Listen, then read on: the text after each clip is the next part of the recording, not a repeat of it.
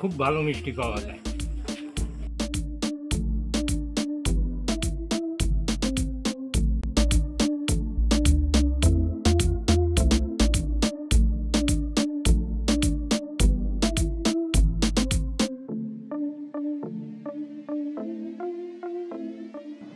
গ্রামের বুক চিরে চলে গেছে আঞ্চলিক মহাসড়ক। মহাসড়কের দুই পাশে বিভিন্ন গাছের পাতা ও ডালপালায় মনে হয় কিছুটা ছায়া নেমে এসেছে। আবার কোথাও কোথাও রাস্তার পাশে মাঠ দেখা যায়।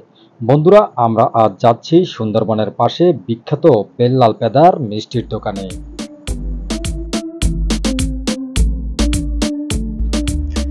সুন্দরবনের পাশে বেল্লাল পেদার মিষ্টির দোকানে যেতে শরণখোলা উপজেলা সদর রায়ন্দা থেকে আঞ্চলিক মহাসড়ক হয়ে তাফালবাড়ি বাজারে গিয়ে সেখান থেকে শরণখোলা হয়ে বগি গ্রামে যেতে হয়।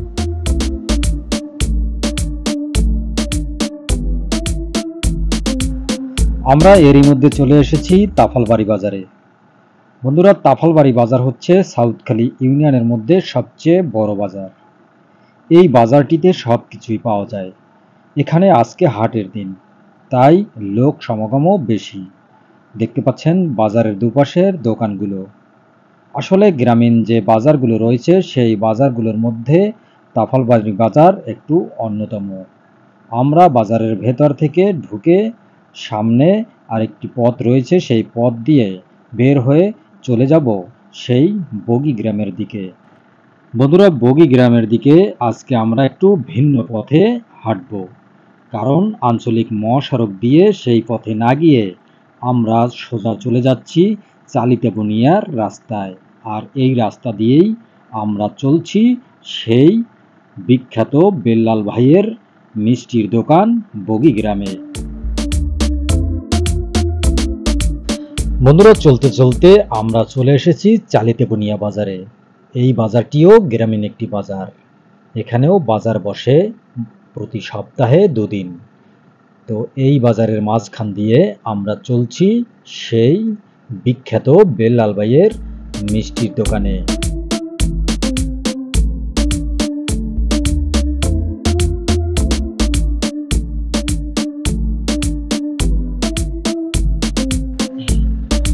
বন্ধুরা, রাস্তার দুপাশে দেখতে পাচ্ছেন সারিবদ্ধ অসংখ্য গাছপালা। আর এই গাছপালার মাঝখান দিয়ে চলে গেছে পিচ ঢালাইয়ের সুন্দর একটি রাস্তা, যে রাস্তা দিয়ে আমরা চলছি বগি গ্রামের দিকে।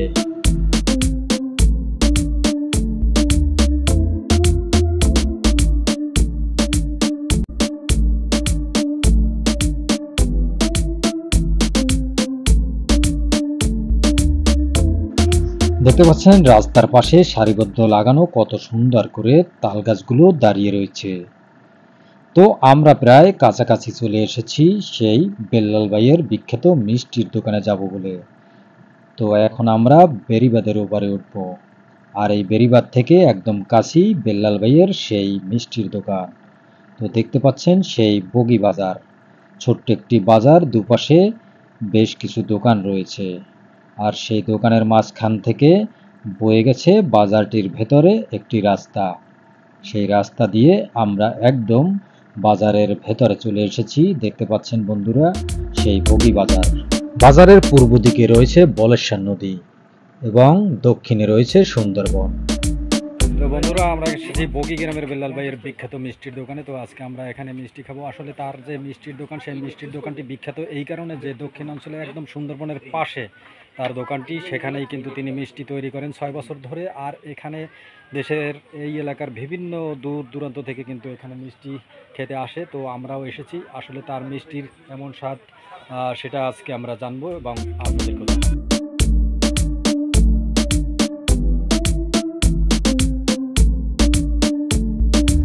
বন্ধুরা, আজ আমরা এসেছি সুন্দরবন ট্যুরের রাসেল ভাইয়ের সাথে। আমি এবং মিলন ভাই এই মিষ্টি খেতে এসেছি সেই বিখ্যাত বেল্লাল ভাইয়ের দোকানে।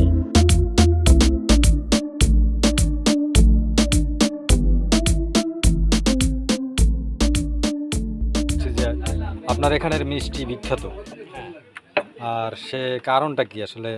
আমি হচ্ছে ওই 5-7 কেজি গরুর দুধের ছানা দিয়ে মিষ্টি বানাই।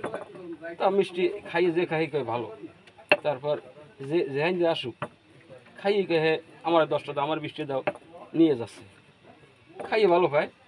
আপনারা খাইয়ে দেখবেন যে সুস্বাদু ভালোই। তো কতদিন এই মিষ্টির ব্যবসা করেন আপনি? আমি 5-6 বছর হয়েছে। 6 বছর। হ্যাঁ, তো সুন্দরবনের পাশে আপনি কিভাবে শিখলেন এত সুন্দর করে মিষ্টি বানানো? আমি আমি শিখছি হয়েছে একজন আমার ভাই আছে, বাড়ির কাছ থেকে শিখছি। ভাইয়ের কাছ থেকে শিখছেন? হ্যাঁ, তো আপনার দুধে মূলত মিষ্টির স্বাদটা বেশি হয় হলে দুধ বেশি দেওয়ার কারণ। হ্যাঁ, হ্যাঁ, দুধ দেওয়ার বেশি কারণ। অনেকে ময়দা বেশি দেয় এই কারণে স্বাদ কম। হ্যাঁ, আমার সামান্য একটু অল্প মিক্স করা লাগে, নাইলে মিষ্টি হয় না। আচ্ছা, আপনার নাম কি? আমার নাম মোহাম্মদ বিল্লাল পেদা। বেল্লাল পেদা, বাড়ি এখানেই? হ্যাঁ, মিষ্টি এবং ফুল। বন্ধুরা, বেল্লাল ভাই শুধু মিষ্টি বিক্রি করেন না, মিষ্টির পাশাপাশি তিনি পুরিও বিক্রি করেন। অনেকেই এখানে আসেন যারা পুরি দিয়ে মিষ্টি খান।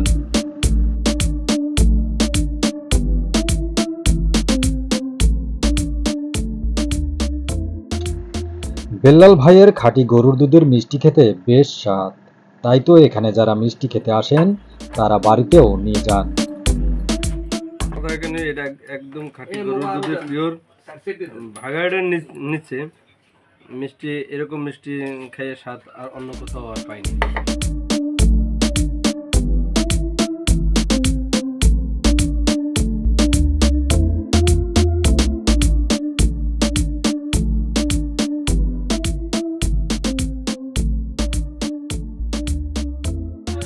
বেল্লালের আসলে কিছু বিশেষত্ব আছে। আমরা যেই অজপাড়াগাঁয়ে আসি মিষ্টি খেতে, বিশেষ করে আমি এখানে অনেক মানুষকে নিয়ে এসেছি, অনেক ভিআইপি পার্সন যারা, তাদেরকে এখানে বসে মিষ্টি খাওয়াইছি।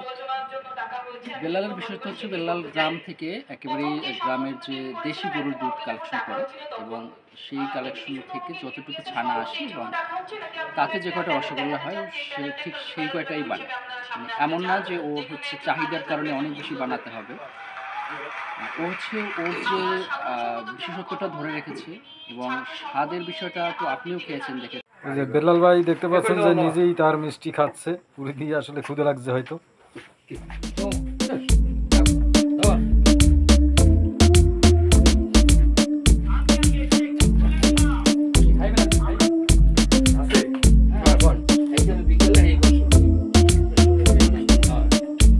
কেমন?